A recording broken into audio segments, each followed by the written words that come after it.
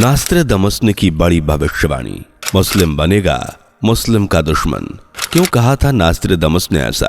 क्या आपस में ही मर मिटेगा मुस्लिम समाज? दोस्तों, आज हम आपको बताने वाले हैं नास्त्रेदमस की एक ऐसी भविष्यवाणी के बारे में जिसे सुनकर आप सभी के होश उड़ जाएंगे। आखिर क्या कहा था नास्त्रेदमस ने अपनी भविष्यवाणी में? क्या कहती है उनके द्वारा लिखी गई पुस्तक? क्या सच में हो सकता है 2024 मुस्लिम भाइयों के लिए बुरा साल? क्यों कहा था नास्त्रेदमस ने अपनी भविष्यवाणी में ऐसा? अगर आप जानना चाहते हैं ये सारी बातें तो हमारे वीडियो में आखिर तक बने रहिएगा। दोस्तों, सनातन की वीडियो YouTube चैनल को आपके सपोर्ट की आवश्यकता है। हमें सब्सक्राइब किए बिना मत जाइएगा और वीडियो को लाइक भी जरूर कर दीजिएगा।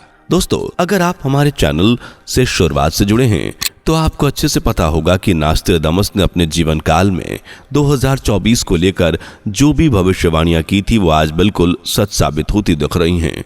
कई भविष्यवाणियां सच हो चुकी हैं तो कुछ होने के आसार दिख रहे हैं। जैसे नास्त्रेदमस ने कहा था कि 2024 में ऐसा समय आएगा जहां के देशों में सूखा रहता है वहां बाढ़ आएगी, और जहां पानी बहता है वहां पर हरियाली लहराती है, वहां सूखा देखने को मिलेगा। और करीबन 400 से 500 साल पहले की गई यह भविष्यवाणी आज हमें बिल्कुल सही साबित होते हुए दिख रही है।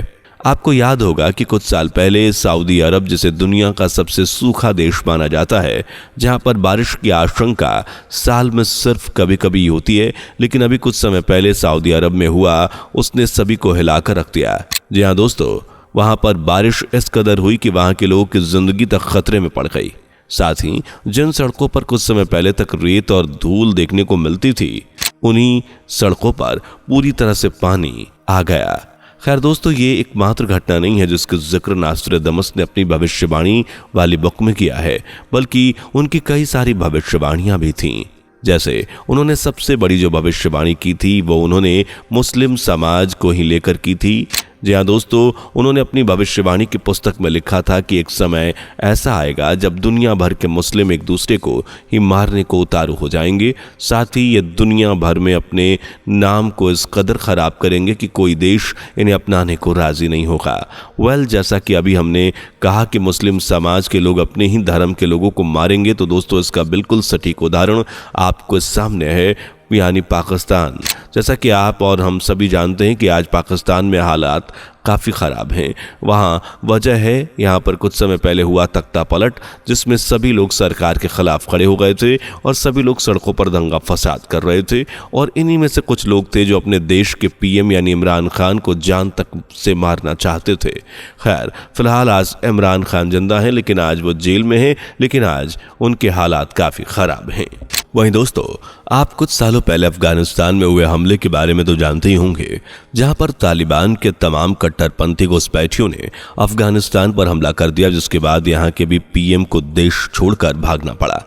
वहीं पीएम के देश छोड़कर जाने के बाद तालिबानी कट्टरपंथियों ने अफगान के लोगों पर काफ़ी जुल्म किए, उन्हें काफ़ी परेशान किया। साथ ही हम जो सोच नहीं सकते उन्होंने वहां तक अफगानिस्तानी लोगों के साथ किया। अब क्योंकि ये दोनों ही मुस्लिम देश थे, लेकिन फिर भी दोस्तों इनके बीच ऐसे हालात देखने को मिले तो हम क्या ही कह सकते हैं। खैर, इसके बाद अभी हाल ही में हुए बांग्लादेशी कांड को ही ले लीजिए, जहां पर एक छोटा सा विरोध शुरू हुआ था, लेकिन आज हालात इतने बदतर हो चुके हैं कि इधर तो जो पीएम थी शेख हसीना, वो चंद दिनों में ही यहाँ की पूर्व पीएम बन गई, साथ ही उन्होंने देश छोड़ दिया। यहाँ भी दोस्तों कोई शक की गुंजाइश नहीं कि मुस्लिम खुद को खत्म करने वाला है, क्योंकि यहाँ की ज़्यादातर जनसंख्या मुस्लिमों की है। फिर भी उन्होंने अपना ही समाज के लेडी पीएम को मारने तक की साजिश कर ली। पर वो तो अच्छा हुआ कि जो वक्त रहते शेख हसीना यहाँ से बच निकली, वरना इन लोगों का गुस्सा इतना था कि ये उन्हें जिंदा रहने का एक भी मौका नहीं देते। दोस्तों, अब इन हालातों को देखकर हम ये साफ कह सकते हैं कि नास्त्रेदमस की पहली भविष्यवाणी तो बिल्कुल सच होती दिख रही है।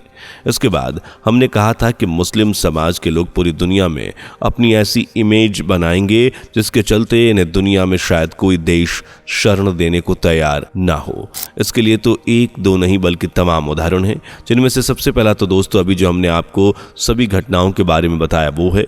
मतलब इन घटनाओं के चलते दुनिया के सभी देशों को ये पता चल चुका है कि मुस्लिम समाज के लोग जिस देश में रहते हैं वहाँ इनका रवैया ऐसा ही रहता है।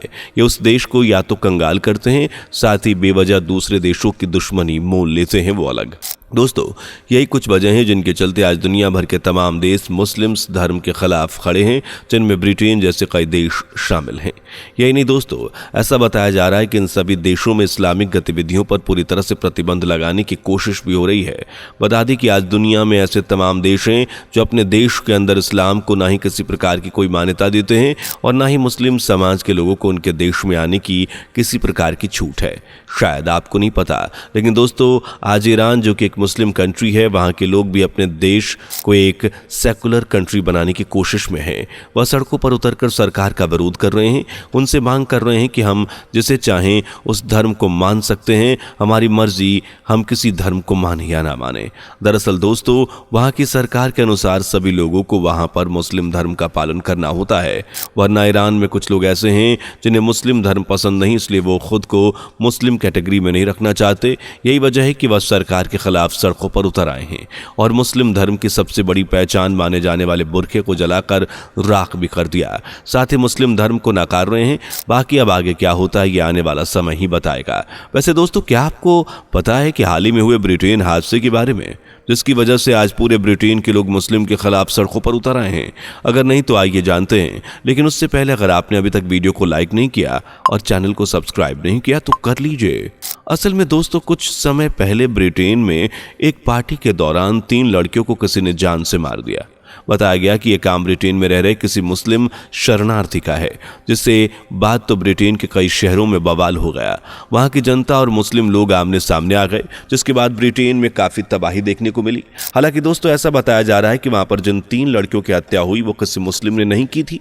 इसका अभी कानूनी तौर पर कोई सबूत नहीं मिला है, लेकिन जब ब्रिटेन में वहां की जनता और मुस्लिम जनता आमने सामने आई तो वहां के लोगों ने सरकार से यह अपील कर दी कि अब मुस्लिम हमारे देश में नहीं रहेंगे, हमें हमारे देश में ऐसे लोग नहीं चाहिए जो हमें ही मार डालें। और ये विरोध दोस्तों आज भी चालू है।